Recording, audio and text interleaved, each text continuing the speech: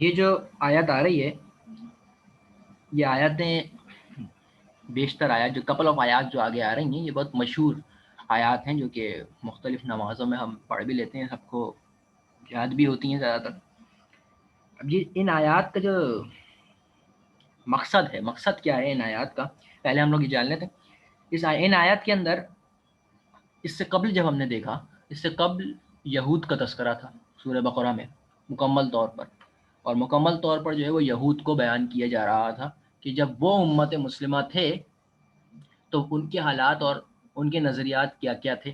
اور پھر انہوں نے کیا کیا کیا، اور اللہ کے عذاب کے مستحق کیسے ہو گئے۔ اس کے بعد اہل ایمان کا تذکرہ آیا جو موجودہ امت مسلمہ ہے۔ اس سے قبل آپ کو معلوم ہے کہ تحویل قبلہ کا واقعہ آ چکا ہے، یعنی کہ یہ اس بات کی پیشن گوئی ہے کہ اب امت مسلمہ جو ہے وہ تبدیل ہو چکی ہے، اور امت محمد صلی اللہ علیہ وسلم جو ہے وہ اب جو ہے وہ امت مسلمہ ہے، اور جو پرانی جو سابقہ امت مسلمہ تھی وہ اب امت مسلمہ نہیں رہی ہے۔ تو اب تذکرہ جو آ رہا ہے، اس کے پہلے ہم نے جو پچھلی آیات پڑھی وہ تھی بس فَاسْكُرُونِي أَذْكُرُكُمْ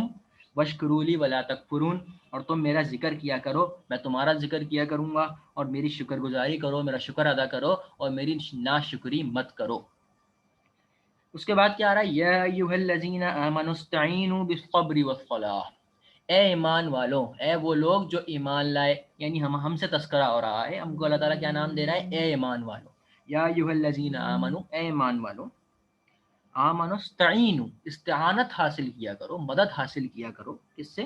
بالصبر والصلاۃ، صبر سے اور نماز سے۔ اب یہ ہمارے لیے ایک بہت بڑا میسج ہے، بہت بڑا پیغام ہے اللہ تعالیٰ کا، کہ ہمارے اوپر جب مشکلات آتی ہیں تو ہم کیا ہوتا ہے، ہم لوگ مایوس ہو جاتے ہیں اور بددل ہو جاتے ہیں اور شکوے کرنے لگتے ہیں، معاذ اللہ اللہ تعالیٰ سے بھی شکوے کرنے لگتے ہیں کبھی کبھی لوگ۔ تو اللہ تعالیٰ کیا فرما رہے ہیں، آمنس یا ایھا الذین آمنوا استعینوا، استعانت حاصل کرو، مدد حاصل کرو، کس سے حاصل کرو، بالصبر، صبر سے، اور والصلاۃ، نماز سے۔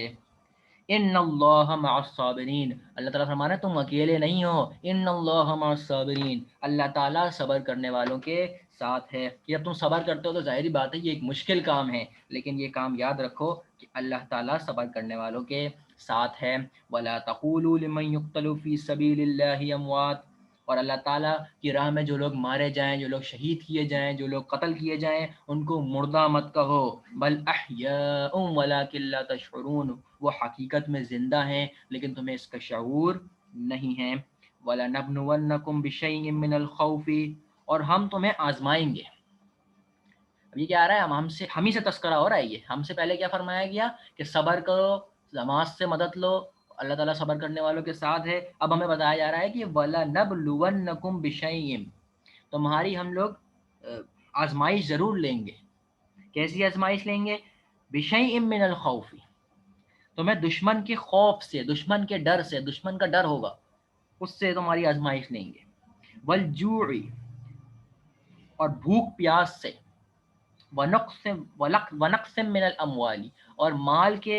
نقص سے، مال اور جان کی کمی سے ہمیں آزمائیں گے، من الاموال والانفس والثمرات، ثمرات جو ہے وہ پھلوں کو کہتے ہیں، تو پھلوں کی کمی سے، وبشر الصابرین، اور صبر کرنے والوں کو آپ خوشخبری دے دیجئے۔ یہ کن کن چیزوں سے اللہ تعالیٰ آزمائیں گے، اللہ تعالیٰ نے یہاں پر گنوا دیے ہیں کیا کیا ہے، اور ہم کسی نہ کسی طرح تمہاری آزمائش ضرور کریں گے، کس سے، دشمن کے خوف سے، بھوک اور پیاس سے، مال اور جان کی اور پھلوں کی کمی سے، اور اللہ تعالیٰ صبر کرنے والوں کے ساتھ ہے، وہ پہلے فرما چکے ہیں، اور اب کیا ہے، اور اللہ تعالیٰ کہہ رہے ہیں کہ اے نبی صلی اللہ علیہ وسلم، آپ صبر کرنے والوں کو خوشخبری دے دیجئے، بشارت دے دیجئے۔ الذین اذا اصابتهم مصیبہ، اور جب ان پر مصیبت آتی ہے، کن پر مصیبت آتی ہے، یا ایھا الذین آمنو، اے ایمان والو، ایمان والوں پر جب مصیبت آتی ہے تو وہ کیا کرتے ہیں، ہم کیا کرتے ہیں، اور اللہ تعالیٰ کیا فرما رہے ہیں کہ وہ لوگ کیا کرتے ہیں، الذین اذا اصابتهم مصیبہ، اور جب ان پر مصیبت آتی ہے، ان لوگوں پر مصیبت آتی ہے، قالوا، تو وہ کہتے ہیں، انا للہ و انا الیہ راجعون، اور ہم اللہ ہی کی طرف سے ہے، یہ سب اللہ ہی کی طرف سے ہے، اور ہم اللہ ہی کے ہیں، اور اللہ ہی کی طرف لوٹنے والے ہیں۔ اسی لیے کہا جاتا ہے کہ جب آپ کے اوپر کوئی مصیبت آئے، کوئی چیز آپ کو معلوم ہے جب کسی کا انتقال کی خبر آتی ہے یا کچھ آتا ہے تو یہ الفاظ جو ہے دہرائے جاتے ہیں، ان للہ و انا الیہ راجعون۔ تو جب ان پہ کوئی مصیبت آتی ہے تو وہ کیا کہہ دیا کرتے ہیں کہ ہم اللہ ہی کی طرف سے ہیں اور ہم اللہ ہی کے ہیں اور اللہ ہی کی طرف لوٹنے والے ہیں۔ اولئک علیہم صلوات من ربہم، اور ان پر رب کی نوازشیں ہیں اور رب کی رحمتیں ہیں، اللہ تعالیٰ کی رحمتیں ہیں ان لوگوں کے اوپر۔ کن لوگوں کے اوپر ہیں؟ کہ جن کے اوصاف ابھی بیان کیے گئے، جو صبر کرتے ہیں، جو نماز پڑھتے ہیں، اور جب ان پر مصیبت آتی ہے تو وہ کہتے ہیں کہ ہم اللہ ہی کے ہیں اور اللہ ہی کی طرف لوٹنے والے ہیں۔ اور جب ان کی آزمائش کی جاتی ہے، کن کن چیزوں سے کی جاتی ہے؟ دشمن کے ڈر سے، دشمن کے خوف سے، بھوک پیاس سے، مال اور جان کی کمی سے، پھلوں کی کمی سے، جب ان کی آزمائش کی جاتی ہے، ان سب میں وہ جو ہے وہ صبر کرتے ہیں اور صبر سے کام لیتے ہیں۔ تو یہ وہ کون لوگ ہیں؟ اولئک علیہم صلوات من ربہم، یہ وہ لوگ ہیں جن کے اوپر اللہ کی نوازشیں ہیں، وہ رحمہ اور رحمتیں ہیں، وَأُولَئِكَ هُمُ الْمُهْتَدُونَ، یہی وہ لوگ ہیں جو ہدایت یافتہ ہیں، جو ہدایت پانے والے ہیں۔ اب یہاں سے جو ہے وہ موضوع تبدیل ہو رہا ہے۔ اب موضوع کس کا آ رہا ہے؟ آپ کو معلوم ہے کہ حضرت ابراہیم علیہ السلام کا تذکرہ جو ہے وہ آیا تھا پہلے، پھر وہ بیچ میں رک گیا، تحویل قبلہ کا واقعہ آ گیا، اور اب پھر جو ہے وہ کچھ انہی کی طرف جو ہے وہ آ رہا ہے۔ ان الصفا والمروہ، صفا اور مروہ آپ کو معلوم ہے دو پہاڑیاں تھیں جہاں پر حضرت حاجرہ سلام اللہ علیہ غالباً وہ جو ہے وہ وہاں پر دوڑی تھیں، حضرت جب اسماعیل علیہ الصلوۃ والسلام جو ہے وہ پیاسے تھے اور پیاس پانی کی آس میں جو ہے وہ ادھر ادھر پھری تھیں وہ، اور پھر آپ کو معلوم ہے زمزم جو ہے وہ جاری ہوا تھا۔ بہرحال تو ان الصفا والمروہ من شعائر اللہ، صفا اور مروہ جو ہیں وہ شعائر اللہ کے اندر سے ہیں۔ شعائر اللہ مطلب اللہ تعالیٰ کی نشانیوں میں سے ایک ہیں۔ فمن حج البیت او اعتمر، اب اس آیت سے پہلے اس کا پس منظر سن لیجئے۔ کچھ لوگ تھے جب جو عرب میں رہنے والے جو لوگ تھے وہ یہ سمجھتے تھے کہ جو صفا اور مروہ ہے اس کی جو صحیح کرنا، آپ معلوم ہے یہ حج کا ایک حصہ ہے، تو اس کے جو صحیح کرنا ہے یہ گناہ ہے، یہ صحیح نہیں ہے، یہ کرنی نہیں چاہیے۔ تو یہ آیت نازل ہوئی تھی کہ فمن حج البیت او اعتمر فلا جناح علیہ ان یطوف بہما، اور حج اور عمرہ کرنے والے جو ہیں جو بیت اللہ کا حج کر رہے ہیں ان پر یہ سعی جو کرنا ہے، یہ سعی کرنے میں کوئی بھی گناہ نہیں ہے۔ ومن تطوع خیرا فإن اللہ شاکر علیم، اور جو کوئی تم میں سے بھلائی کا کام کرتا ہے، جو کوئی اچھائی کا کام کرتا ہے تو اللہ تعالیٰ ان سب کو خوب جاننے والا ہے۔ اب ایک بہت بڑی سخت وعید آ رہی ہے، یہ ہم سب کو جو ہم لوگ سن رہے ہیں، ہم سب کو اپنے اوپر جو ہے اس پہ غور کرنا چاہیے،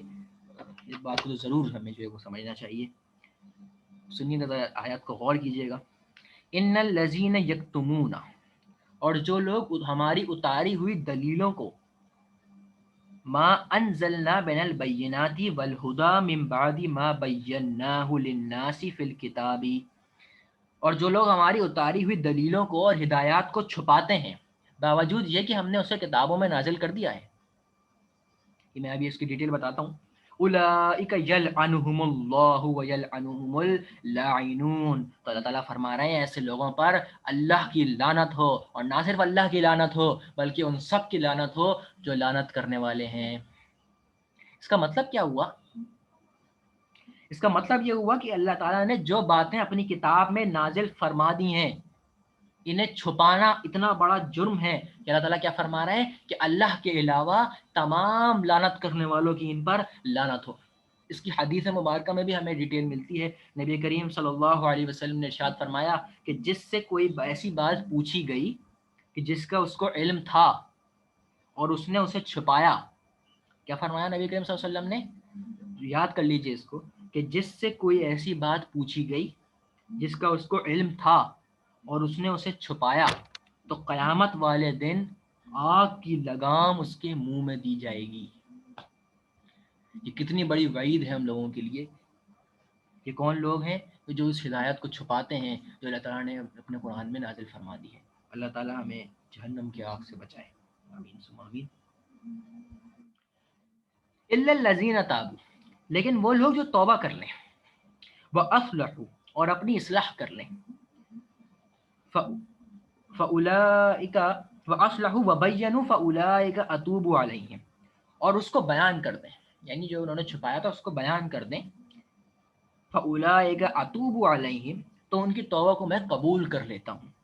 وَأَنَا التَّوَّابُ الرَّحِيمُ، اور میں توبہ قبول کرنے والا اور رحم و کرم فرمانے والا ہوں۔ ان الذین کفروا، لیکن اب یقیناً وہ کفار، وہ لوگ جنہوں نے انکار کیا تھا، وہ کفر کی حالت میں ہی مر جائیں تو پھر کیا ہوگا؟ ان الذین کفروا وماتوا وهم کفار، کہ جو کفر کی حالت میں ہی مر جائیں، اس حالت میں ہی مر جائیں کہ وہ توبہ نہ کر سکیں، تو ان کے بارے میں کیا فرما رہے ہیں اللہ تعالیٰ؟ اولئک علیہم لعنت اللہ والملائکۃ والناس اجمعین، ان پر لعنت ہو، کس کی؟ اللہ تعالیٰ کی، فرشتوں کی، اور تمام لوگوں کی، اہل ایمان نہیں کا، فن والناس اجمعین، تمام لوگوں کی لعنت، خالدین فیہا، جس میں وہ ہمیشہ رہیں گے، لا یخفف عنہم العذاب ولا هم ینظرون، اور نہ ان سے عذاب ہلکا کیا جائے گا اور نہ انہیں ڈھیل دی جائے گی۔ اللہ تعالی ہمیں جہنم کی آگ سے بچائے۔ وَإِلَٰهُكُمْ إِلَٰهٌ وَاحِدٌ، اور اللہ تعالیٰ کیا فرما رہے ہیں؟ تم سب کا معبود ایک ہے، تم سب کا پالنے والا ایک ہے، تم سب کے خالق مالک رازق ایک ہے، اس کے سوا کوئی معبود برحق نہیں۔ وَإِلَٰهُكُمْ إِلَٰهٌ وَاحِدٌ، تم سب کا ایک ہی معبود ہے، ایک ہی وہ بندہ ہے، ایک ہی وہ رب ہے جس کی تم عبادت کرو گے۔ لا الہ الا ہو، وہ کون ہے؟ لا الہ الا هو الرحمن الرحیم، وہ بہت رحم فرمانے والا ہے اور بہت مہربان ہے۔ اب جو ایک آیت آ رہی ہے، یہ ذرا ڈیٹیل آیت ہے۔ اس آیت کے اندر یہ بڑی ایک جامع آیت ہے، کیونکہ اس کو سمجھ لیجئے کہ یہ اس آیت کے اندر کائنات کی تخلیق اور اس کے جو نظم ہے، اس کا جو ڈسپلن ہے، اس کے متعلق 7 اہم امور کا تذکرہ ایک ساتھ کیا گیا ہے۔ 7 اہم جو واقعات ہیں، 7 اہم جو چیزیں ہیں، ان کو ایک ساتھ بیان کیا گیا ہے، جو پورے قرآن مجید میں ایسا اور کہیں پر بھی نہیں ہوا ہے۔ اور سن لیجیے، ان فی خلق السماوات والارض، میں پوری پہلے آیات پڑھ دیتا ہوں، اس کے بعد پھر اس کے ترجمے کی طرف آتے ہیں۔ ان فی خلق السماوات والارض واختلاف اللیل والنہار والفلک التي تجری فی البحر بما ينفع الناس وما انزل اللہ من السماء من ماء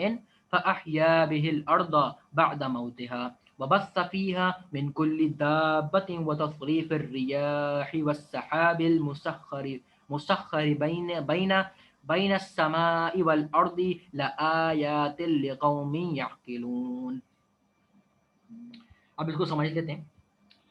میں نے آپ کو جیسے کہ بتایا کہ یہ ایک بڑی جامع آیت ہے، اس کے اندر 7 جو ہے وہ الگ الگ چیزوں کا تذکرہ کیا گیا ہے۔ نمبر 1 کہ آسمانوں اور زمین کی پیدائش، سب سے پہلے اس کا تذکرہ کیا گیا کہ آسمان اور زمین کی جو پیدائش ہے، جب آسمان اور زمین پیدا ہوئے، اس کے بعد رات اور دن کا ہیر پھیر، رات اور دن کا آنا اور جانا، اس کے بعد سمندر میں کشتیوں اور جہازوں کا چلنا، اس کے لفظی معنی کیا ہے؟ سمندروں میں کشتیوں کا چلنا۔ اس کے بعد آسمان سے پانی اتار کر، یعنی آسمان سے پانی اتارنا، مردہ زمین کو زندہ کر دینا، یعنی جو بارش ہوتی ہے، بارش جو زمین کی جو شادابی ہے اس کو پھر رونق بخشتی ہے، اور اس میں ہر قسم کے جانوروں کو پھیلا دینا، ہواؤں کے رخ بدلنا، اور بادل جو آسمان اور زمین کے درمیان ہیں، یعنی یہ 7 جو ہے وہ چیزیں بیان کر دی ہیں۔ اللہ تعالیٰ نے کیا کیا تھیں، ذرا اس کو ریپیٹ کرتے ہیں۔ آسمان اور زمین کی پیدائش، رات اور دن کا آنا جانا، سمندر میں کشتیوں اور جہازوں کا چلنا، بارش کا برسانا،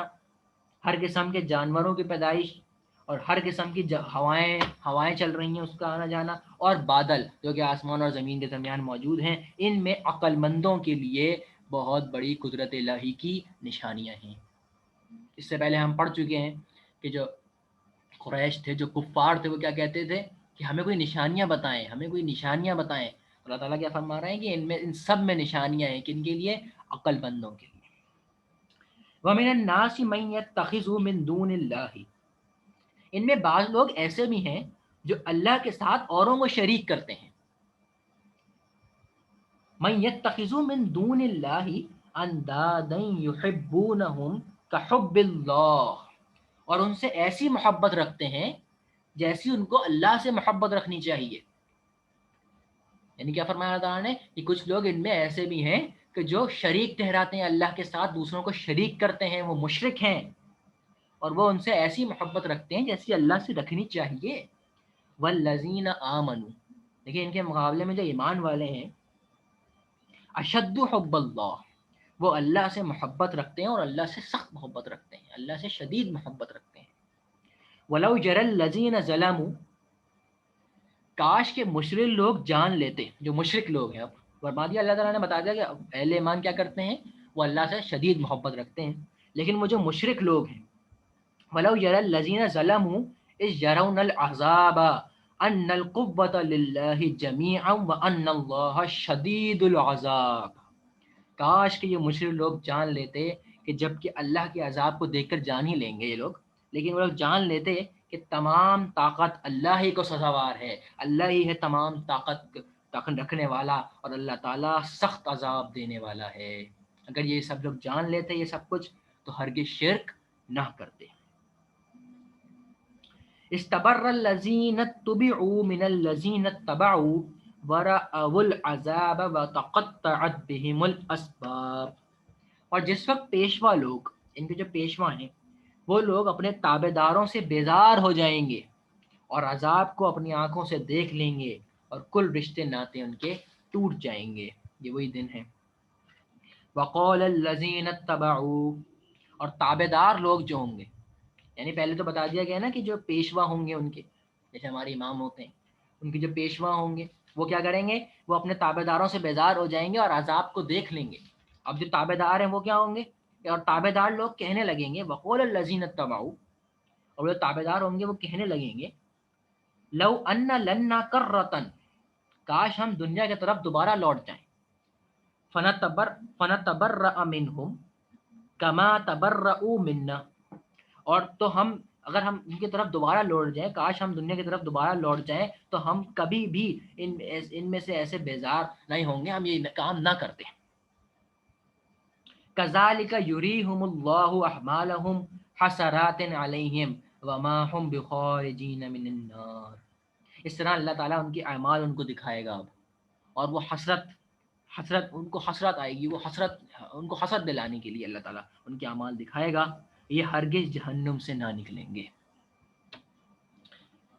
یہاں پر ہمارا یہ جو رکوع ہے یہ کمپلیٹ ہو گیا ہے، اور اس کے آگے جو ہے وہ انشاءاللہ العزیز ہم اگلی بار کوشش کریں گے، حماد شہاب صاحب یا پھر احسن، آپ دونوں میں سے کسی ایک کی جو ہے وہ باری ہوگی، اگلی آپ لوگ جو بھی کرنا چاہے ابھی یا تو بتا دیجیے یا پھر اگلے سیشن میں۔